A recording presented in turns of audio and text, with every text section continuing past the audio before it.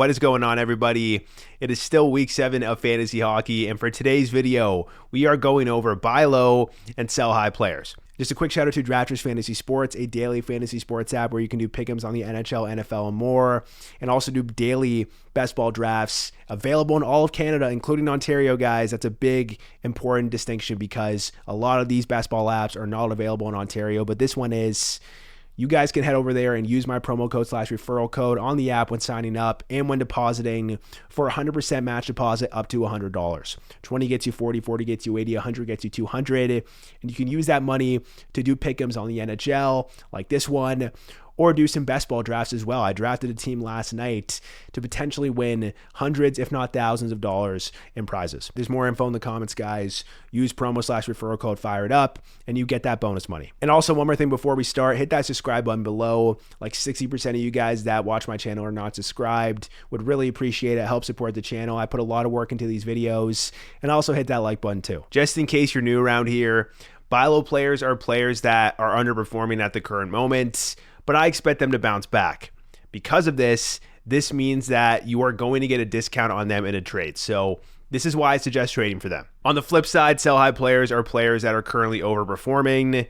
I'm going to be looking at a number of things, advanced metrics, to determine impending regression for these players. And because these players are overperforming, their value is going to be sky high in a trade. This means you could trade them away, get some really good value in return. So let's break it all down. Let's start off with the buy low forwards. The first buy low forward is Auston Matthews of the Toronto Maple Leafs.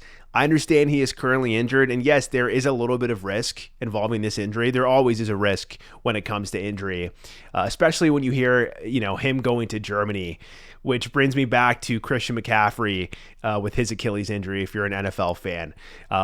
Thankfully, this is not a lower body injury. It is an upper body injury. Like I said, yes, there is some risk, but based off everything that we've heard, it's not supposed to be a long-term injury. So he should be back in the next couple of weeks. And we know that Auston Matthews is the best goal scorer in the NHL. So you're going to get a discount on him unless you're, trying to trade with a guy who's a massive Leafs fan. In general, his value has gone down in a trade. So yeah, I would definitely suggest targeting him. If you're looking at his production in the 13 games that he played in, only 5 goals and 6 assists. A couple of things here, 8.9% shooting percentage compared to his 16% career rate, so low shooting percentage of his entire career. He also has a very low IPP, which is individual points percentage. Signals to me that he is getting unlucky there. We also see a low on-ice shooting percentage as well here, so not only is he having trouble finishing in the goal department, but his teammates have had struggles as well. So to me, this is a massive buy low. You're getting a guy that could be the best player in fantasy when healthy. So try to mix up some trades and trade for him. Then moving on, we have David Pastrnak. Obviously, we have a lot of turmoil within the Bruins. The Bruins have been underperforming, just fired Jim Montgomery. And with David Pastrnak, we also know a couple of things here, guys. He was dealing with an injury in the offseason after the World Championships. And Pastrnak admitted himself that he felt this during training camp. So that could have contributed to this low start. And we can look at a bunch of different stuff as well here, guys. Low shooting percentage, 9.8% currently compared to a 13.8% career rate. Very low on-ice shooting percentage. So not only is he unable to finish, but so are his teammates and his line mates. We can also look at the power play production, which is not good for Pastrnak. 4 power play points in 20 games. To me, this is not sustainable for a player of his caliber. The Bruins are sitting at the worst NHL, or the worst power play percentage in the NHL at 11.69%, which is not sustainable, guys. There's only room for growth here. And you're getting a guy that could lead the NHL in shots. You're still getting a guy that could probably score 50-plus goals. And yeah, he's just one of the best goal scorers in the NHL, a player that gets drafted in the top 10. So yeah, it's a no-brainer to me. If you want to buy low on a forward, Pastrnak is a great choice. The next buy low player is Filip Forsberg of the Nashville Predators. He only has 15 points in 19 games right now. That's a 64-point pace. And Filip Forsberg is not a 64-point player. So yeah, you're getting a discount on him potentially, depending on which, league mate has him and what they value him currently. It really depends on your league. But yeah, you should be getting a discount. We could look at his advanced metrics and see that his IPP is pretty low compared to his career. He has a pretty low on-ice shooting percentage. The Predators have been struggling. That is a fact, but I do expect some of those other Predators players to bounce back. Guys that I'm talking about in a little bit here, Marchessault and Stamkos. And I just think that Forsberg is a guy that is going to score 40-plus goals, maybe even more, take so many shots, right? He can absolutely rule your shot category if you're in a category league. But even if you're in a points league, where shots are typically valued quite heavily, he has that massive advantage. So, yeah, I mean, if you're looking at the last two of the last 3 years, Forsberg has been one of the best fantasy players in the NHL. The only concern is health, right? There is that injury risk every season with Filip Forsberg. But regardless of this injury risk, Forsberg, for me, is a great buy low player right now. And if I could trade Martin Necas for Filip Forsberg, I would. That's just an example off the top of my head, but you can try to get creative with some of these sell-high players and package them in a deal for a player like Filip Forsberg. The next buy low forward is Zach Hyman of the Edmonton Oilers, and I do want to say right off the bat, he was injured last night, Tuesday night, and he did not return to the game in the third period, I believe. So a little bit concerning there. We don't have any details on the injury just yet, so in the comments below, I will mention if we have any more details here, but regardless of the potential injury and what that entails, we need to look at his stats, the advanced stats, and basically show you why he is a very obvious buy low player. As you guys can see, he only has 3 goals and 5 assists in 20 games. That's only 8 points, less than a 41-point pace. Not doing the math in my head right now, but if you're looking at his advanced stats, only a 5.9% shooting percentage compared to a 13.4% career rate. He has an extremely low IPP right now, very low for a forward. If you're looking at his career, previous season's IPPs, yeah, this is way too low. So this signals to me that he is not getting lucky. He is having some bad puck luck. Very low on-ice shooting percentage as well compared to the last 2 years on the Oilers. I expect all of these things to bounce back. And finally, the most obvious one is that deployment is king. Still line one, still power play one, playing alongside the best player in the world. He may not score 54 goals. We all expected regression to hit for Zach Hyman, but being in this situation, looking at these stats, which signal to me that he is a bounce back player, I'm absolutely buying low on Zach Hyman all day long. The next buy low player is Matthew Tkachuk of the Florida Panthers. Now, he is not a player that is the biggest buy low, in my opinion. I don't think he is going to reach the same heights that he did on Florida 2 years ago and on Calgary. I don't think he's a 100-point player anymore, but I do think he could still realistically hit 85 to 90 points. And right now, he's less than a point per game player. So he is a buy low for me. I do have some concern about his ice time being very low, 17 minutes and 19 seconds of ice time per game. But this may have been due to him having a procedure and missing some games. I do think his ice time is going to increase and get back to the levels that he was at last season. So not too concerned about that. If you're looking at his IPP, it's lower than normal. That's something to signal potential bad puck luck. I do think his power play points are going to go up as well. He only has 4 power play points in 14 games. That's a 23 power play point pace. Whereas, you know, the last 2 years on Florida, he's paced for over 34 power play points in each of those seasons. So I do think the power play goals are going to come. He's still in a dynamic offense. He's still on one of the best power plays in the NHL on paper. And he is still one of the best power forwards in the NHL. So I do think he is a solid buy low candidate. I know I'm using Necas as an example again, but I would absolutely trade Martin Necas 1-for-1 for Matthew Tkachuk. I know most leagues that's probably not feasible unless you're in a more casual league, but it's certainly possible you could. Or you could package Necas with somebody else for Tkachuk. You want to get creative, guys, because Matthew Tkachuk is still one of the most elite players in the NHL and in fantasy. So, yeah, absolutely a buy low forward. Another Florida Panther here is Carter Verhaeghe. He only has 4 goals in 19 games, only 9 assists, so a total of 13 points in 19 games. And this has to be one of my favorite buy lows, guys. All the advanced stats scream to me that he is going to bounce back. I mean, he's still generating elite shot attempts, elite scoring chances. He has the lowest IPP of his career. He's getting bad puck luck here. 5.8 shooting percentage compared to a 14.2% career average. The shooting percentage should regress to the mean.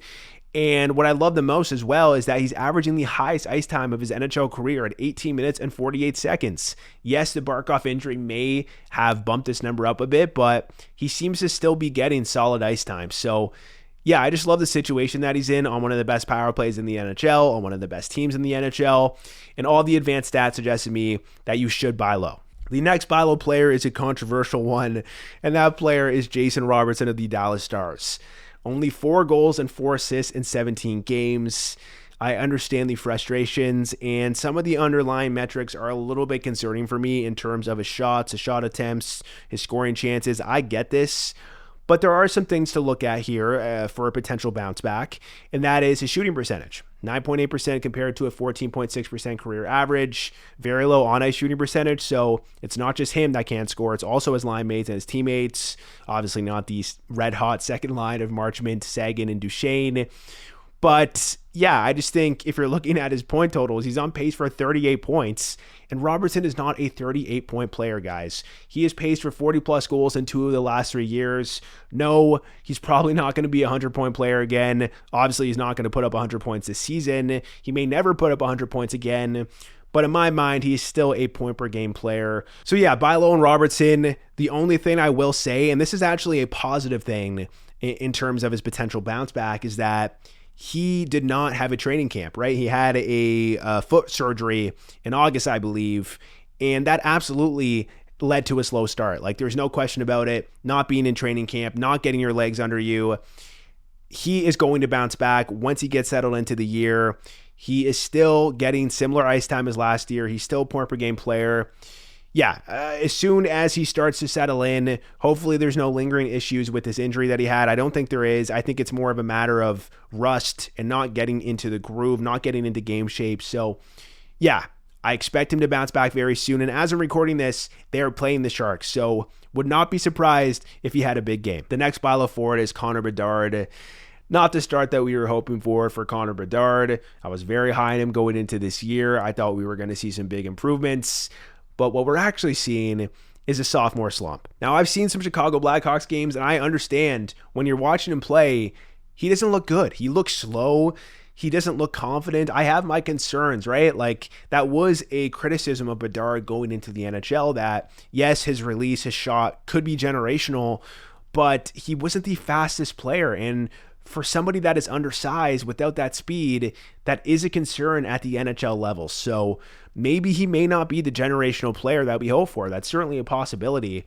But regardless of this, we can't deny the fact the numbers that he put up in the juniors and the World Junior Championship were unbelievable, guys. Like, if you're looking at historical data, the players that put up these type of numbers typically end up being stars or superstars in the NHL. So there's no doubt that Bedard has skill and talent, but obviously the concerns are there with how he looks and the fact that the Blackhawks roster is absolutely terrible. They're not even playing Bedard with Teravainen anymore. They have Jason Dickinson as the first line center now. They've moved Bedard to the wing because he has had the second worst faceoff percentage in the NHL since joining the NHL. So I like the move to the wing, but I'm getting a little sidetracked here. Let's look at the shot percentage for Connor Bedard. That's the big reason why I think he's going to bounce back. 5.5% shooting percentage compared to a 9.6% career rate. That's the biggest reason, guys. Bedard should be scoring more goals. And guys, we do have to remember that last year as a rookie, Bedard was on pace for something like 71 points with an even worse roster than the one they currently have. So yeah, even though this could be a sophomore slump, he certainly has breakout potential that could absolutely be league winning in the fantasy playoffs. With that being said, I understand he's only a pure C. I understand he's not shooting the puck as much as we expected. And the shot attempts and the scoring chances, the underlying metrics of that aren't great. But I still think he's a buy low. I still think that you should trade for him. I'm going to be trying to trade for him in some of my leagues. And yeah, I think he's a buy low player. And you're shooting for upside here, guys. You're trying to win a fantasy championship. And Bedard is one of those guys that absolutely could win you that chip. The next buy low forward is somebody that I was also very high on going into the year, and that player is Wyatt Johnston of the Dallas Stars. Now listen, the advanced stats scream buy low here, guys. 4.5% shot percentage compared to a 13.8% career rate. This goal scoring, the shooting percentage, it should regress to the mean. Very low IPP of 43.75%, guys. This is bad puck luck. Very bad puck luck. He is leading the Stars in ice time at 18 minutes and 35 seconds of ice time per game. The Stars love to spread around the offense, but he is the only one getting more than 18 minutes of ice time per game. So very promising on that front. And if you look at the underlying metrics when it comes to shot attempts and scoring chances, he is generating those. So with that being said, all of this is unsustainable. 2 goals and 5 assists in 17 games. He's playing tonight, recording this a couple of hours before they play the Sharks, and I wouldn't be surprised if he had a big game. Buy low on Wyatt Johnston. The next buy low forward on this list is Vincent Trocheck of the New York Rangers. And this has been a very disappointing start for Trocheck. 4 goals and 6 assists for a total of 10 points in 17 games. Not the start that anyone wanted if they have drafted Vincent Trocheck, but I do think that he is a great buy low candidate. Lowest IPP of his entire career currently at 43.48%. That suggests to me that he could be getting some bad puck luck. And I think a big part of this lack of production is because the Rangers were mixing up the lines. They moved Trocheck off of that dominant Lafreniere-Panarin line, and they put Zib up there, but they have moved him back to that top line with Panarin. So as long as he's top line with Panarin, still in the first line power play, the production will come. And I think he's a good buy low player, and he puts up elite peripherals too, if your league counts those. The next buy low player is similar to Vincent Trocheck, and that player is Joel Eriksson Ek of the Minnesota Wild. Only 5 goals and 3 assists in 15 games. That's a total of 8 points. And I understand your frustrations if you own Joel Eriksson Ek, but I think you're going to get a big discount on him in a trade, and I suggest you target him. The reason for this is because he has a very low IPP of 38.1%. It's very low for a forward.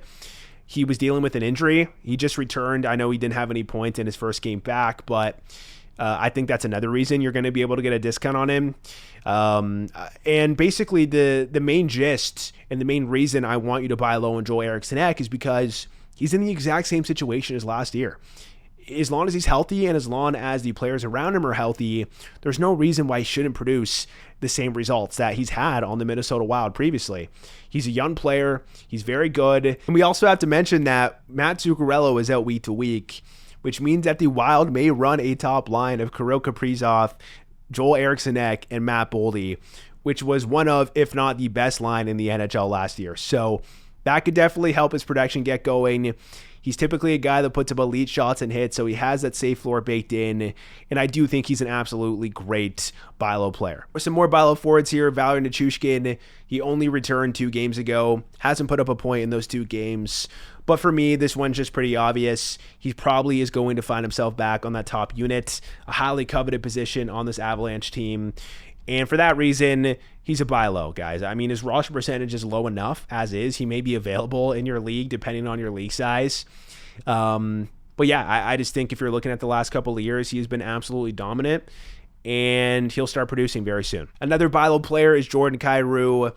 Not the biggest in-your-face buy low player. He has 17 points in 20 games, which is not terrible.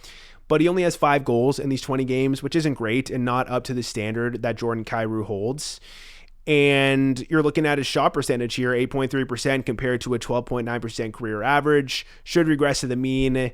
He only has 3 power play points in 20 games, which is not sustainable either. And the big thing, which is the most obvious one, is that Robert Thomas was injured for 4 weeks, I believe. So that has absolutely stunted Kyrou's production and all of the Blues players that typically play with Thomas. So yeah, now that Robert Thomas has returned, Kyrou will absolutely see a bump to his production. Next up, we have Kevin Fiala. I don't think his goal scoring has been unsustainable or anything like that, but I do think he is getting some bad luck, especially with his teammates, guys. I think his teammates are not finishing, and that is leading to a lack of production. His on-ice shooting percentage is only 7.69%, which is very low. But yeah, I mean, the only concerns I do have is his ice time, right? 16 minutes and 59 seconds of ice time per game. It may not get back to the levels that we saw when he was on Minnesota. Last year wasn't great either, but I do think that we're going to see an increase in ice time because he's not getting less than 17 minutes of ice time per game on the year, guys. That's going to increase. I do think this ice time may be a little bit skewed because he was benched in one of the games. He was also scratched and maybe in the doghouse a little bit, so I wouldn't worry too much. But in general, if you're looking at his points right now, 12 points in 18 games, that's an 82-game pace of 54 points. Fiala is not a 54-point player, guys. He's still, in my opinion, a 70-point-plus player. He may not be a over point per game player like he was in the past, but I still think 70 to 75 points is realistic. So, yeah, I think Kevin Fiala is definitely a buy low player, and I always have to say that the second half Fiala legend is real, okay? Second half Fiala is someone that you don't want to mess with. So, yeah, Kevin Fiala, buy low. The next buy low player is Ryan Nugent-Hopkins of the Edmonton Oilers. He did score on Tuesday night, but that only brought up his total to 2 goals and 7 assists in 20 games. Obviously not ideal for Ryan Nugent-Hopkins, but we have to look at the advanced stats and the deployment and realize that this is not sustainable. He has a 5% shooting percentage compared to 11.9% career rate. He also has the lowest IPP of his career at 45%. He is getting bad puck luck, guys. 9.22 on-ice shooting percentage, which isn't the lowest if you're looking at other NHL players. But if you're looking at Ryan Nugent-Hopkins over the last couple of years, this is very low for him. So, yes, this all signals to me that he is going to bounce back, still getting elite ice time, over 19 minutes of ice time per game, still playing with the best player on the planet in Connor McDavid, and maybe the second best player on the planet in Leon Draisaitl. So, elite line mates, elite power play, this is a no-brainer. Yes, his peripherals are bad, so if you're in a category league or a league that heavily values them, I don't think he's going to be the best player for you, and I'm not telling you to trade for him, but in a lot of leagues, especially ones that value power play points, he is absolutely a buy low. Next, we have 2 more buy low forwards. We have Steven Stamkos, who had 2 goals in his most recent game, both on the man advantage, so maybe that window is closing a little bit. And then Jonathan Marchessault. With Steven Stamkos, you can look at his stats, only 10 points in 19 games.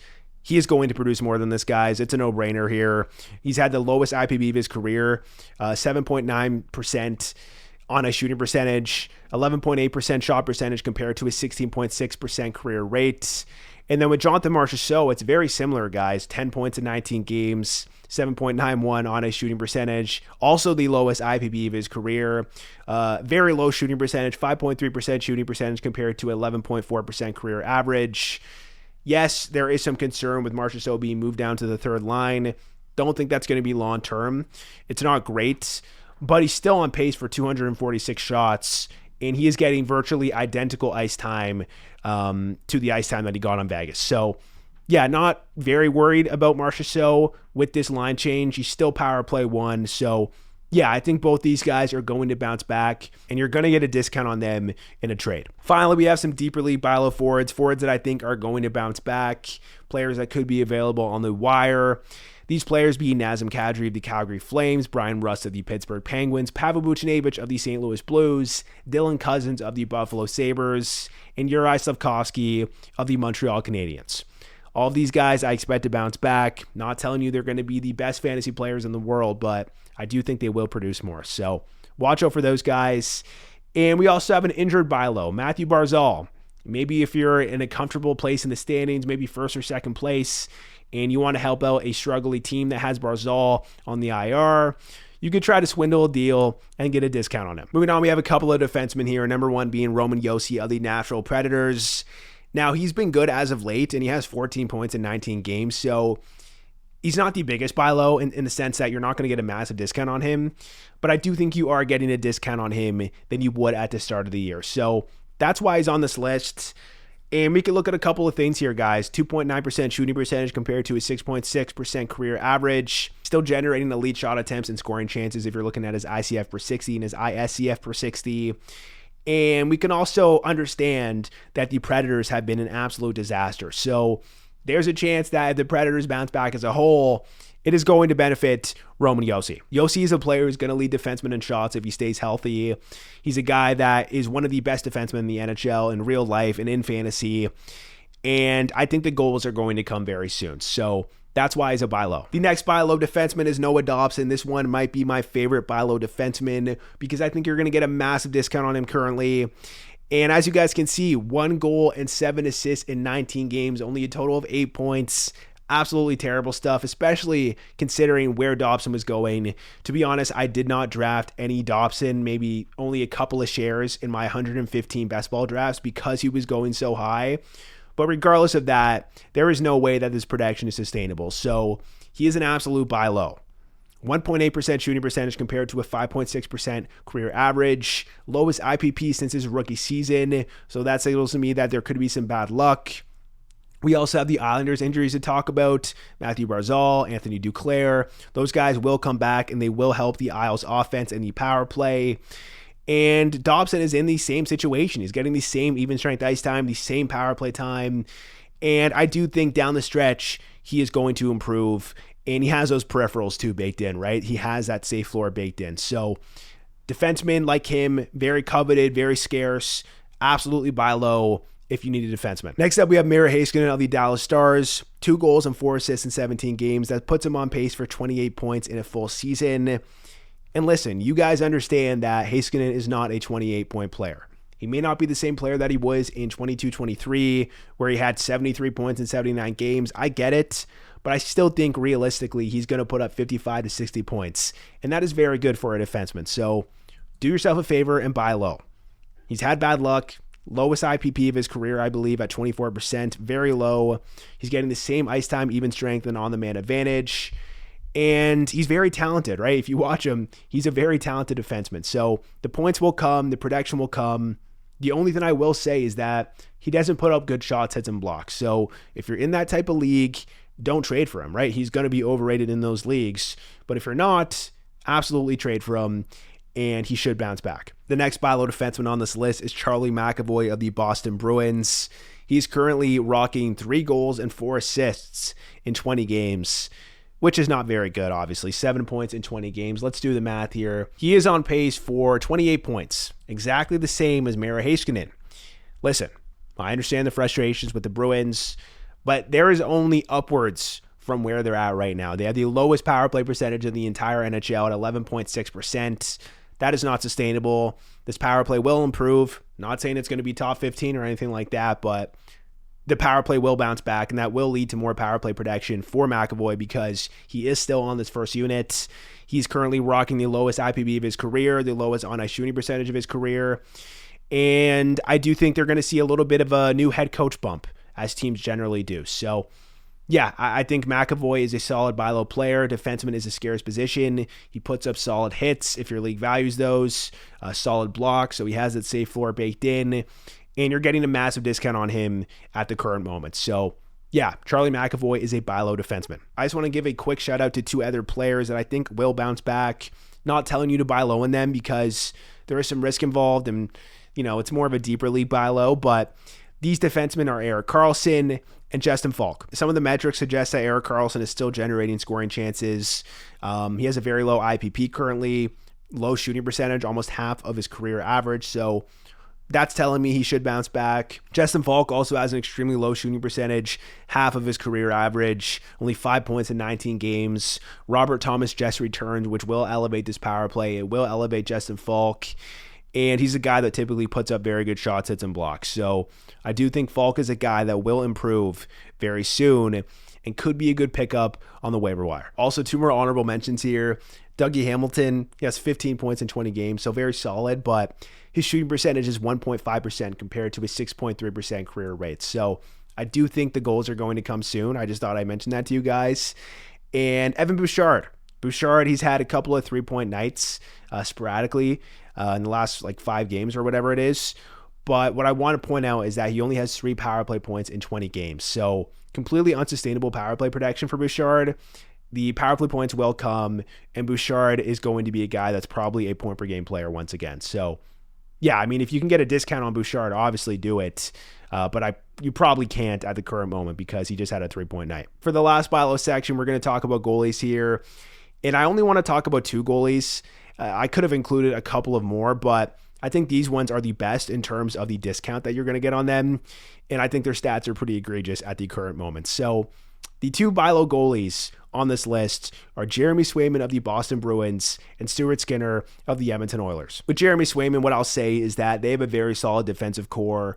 And I do think that considering this defensive core, the numbers that Swayman have are not sustainable. So I'm expecting to bounce back just on that basis alone.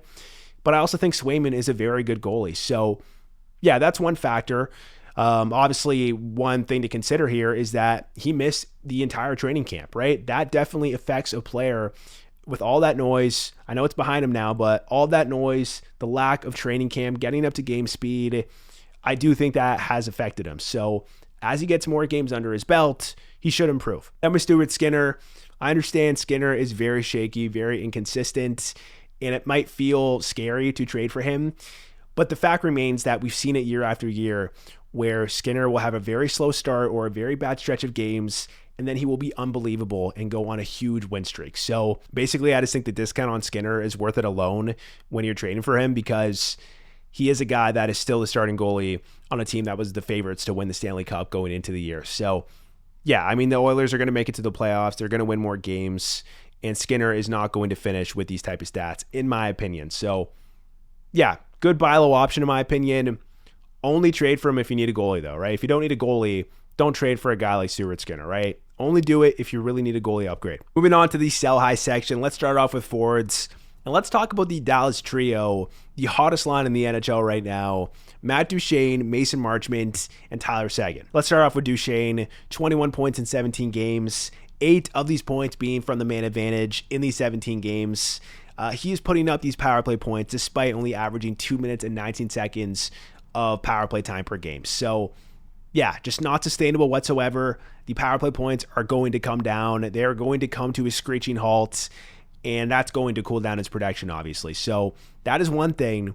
The second thing is ice time in general. 16 minutes and 20 seconds of ice time per game is not going to cut it, right? That's going to cap his ceiling because these Stars run very balanced lines, very balanced offense. The ice time is just not available for him. So yeah, that's another thing. And then another thing is his shooting percentage. It's absolutely astronomical at 32.3% compared to a 13.5% career rate. So completely unsustainable goal scoring.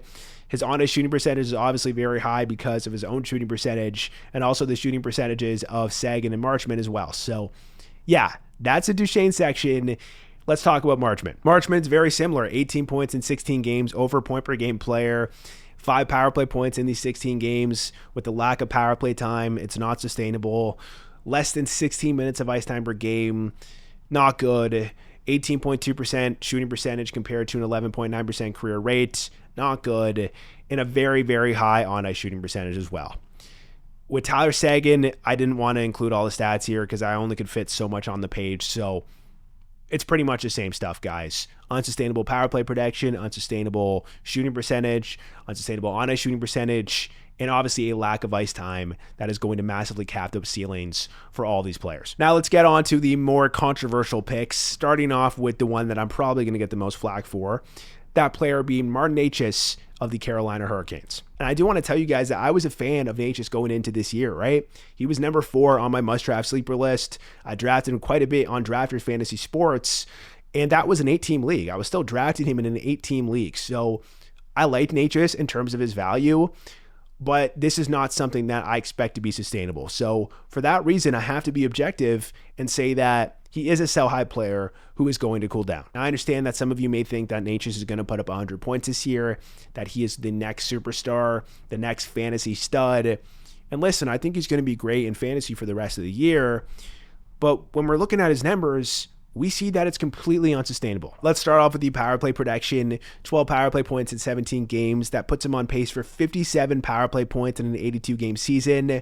So obviously this is not sustainable.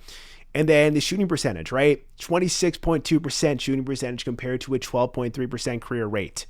That is going to cool down. That is going to regress to the mean. I understand that some players have outlier shooting percentages, and this is going to be one of those seasons for Necas. but this is way, way higher than you would see a bump in, right? Usually you see like a 5% difference in a career average versus an outlier season. No, this is way higher than it should be. So the goal scoring is going to regress. The power play production is going to regress. And we know that Nichushkin plays on a line with Jesperi Kotkaniemi as a center, okay? This is different, like Sam Reinhart, who is obviously an elite player, but he has Barkov on his line, right? Like, this is a different situation. So, yeah, even though I think Nichushkin, I think his ceiling is a point-per-game player. In my opinion, that is his ceiling, 82 points, maybe 85 points. I don't think he's going to put up more than 85 points this year. Even though that is very solid, I do think that if you can get a really good deal trading for a player like Filip Forsberg, Matthew Tkachuk, David Pastrnak, even including him in a package for one of these players, that would be the smart thing to do. The next sell-high player is also a very obvious one. That player is Dylan Strome of the Washington Capitals. 20.7 shot percentage compared to a 14.9% career rate. Not the biggest difference, but it is unsustainable. I do think we're going to see that shooting percentage come down. And the biggest thing that really stands out to me is the on-ice shooting percentage. 20.67 on-ice shooting percentage. That accounts for his shot percentage and his teammates as well. So everyone around Strome is overperforming. And this means that we're going to see a huge crash in production for Dylan Strome very soon. We also have to talk about the Ovi injury, which may prevent you getting the value that you want from him in a trade. But yes, he's a sell-high forward. I suggest you do it before it's too late. Then we have another obvious one, Anze Kopitar. Don't think you're going to get too much value for him, but currently he has 21 points in 19 games. 25% shot percentage compared to a 13% career rate and a very high on-ice shooting percentage as well. So definitely a sell high. For the rest of these sell high forwards, the first player here is Mark Scheifele. I'll say with Scheifele, like I said with Nichushkin, I was a big fan of Scheifele going into the year. He was my second most drafted forward this year in Drafters Fantasy Sports. 32% of my drafts have Mark Scheifele in it. So yes, I'm very happy that Scheifele is playing this well, but I can also recognize that he is going to cool down. And if I can get a really good deal by trading Mark Scheifele away while his value is high, then I'm going to be pretty happy about it. Right now, he has 24 points in 19 games, 12 goals, 26.7% shooting percentage compared to a 17% career rate. Very high on-ice shooting percentage as well, 15.63. So yes, he will cool down. I still think he's a guy that could put up 40 goals and 75 to 80 points, which is very good. But if you can trade him for a buy low player or package him for a buy low player, like some of those elite players that I talked about earlier, or maybe just a solid player, maybe a player like Tage Thompson, I would do it. The next player here is Jared McCann. I like him. I drafted him a lot. But I do think that we are seeing unsustainable production here. 20.5% shooting percentage compared to a 12.6% career rate. Very high on-ice shooting percentage as well. And unfortunately, even though McCann's ice time has gone up a bit, they are still distributing the ice time pretty evenly, running those lines, running the power play units pretty evenly. The first power play unit a little bit more than general, or than usual, I should say. But yeah, because of this, because of those stats, I do think he's going to cool down. And I do think you should capitalize on its increased value. Then you have Connor McMichael. You're probably not getting much for him in a trade because people understand that, who's this guy, right? He has no name value. But if you can somehow package him and get a good deal, I would suggest you do it. The reason I say this is because he has a 25% shooting percentage. That's unsustainable. Very high on-ice shooting percentage, very high IPP, especially for a player like Connor McMichael. So yeah, sell high. Then we have Cole Caulfield. I like Caulfield. I still think he's a very good goal scorer. I still think 40 goals is possible.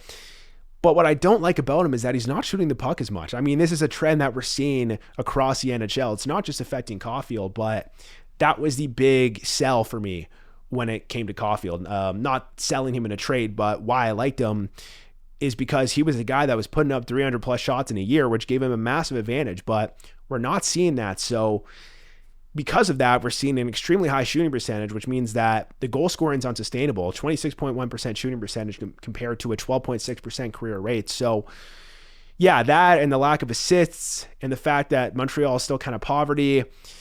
I don't know, guys. I think if you can get a good deal by selling Caulfield away, it could work out. I'm not saying Caulfield's going to be bad. I still think he's going to be very solid in fantasy. So depends what type of deal you can get. But if you can package him for some of those elite buy low forwards that I talked about earlier, I do think that would be a smart move. Then finally, 2 extra ones. Sam Bennett, I think he's a point per game player right now.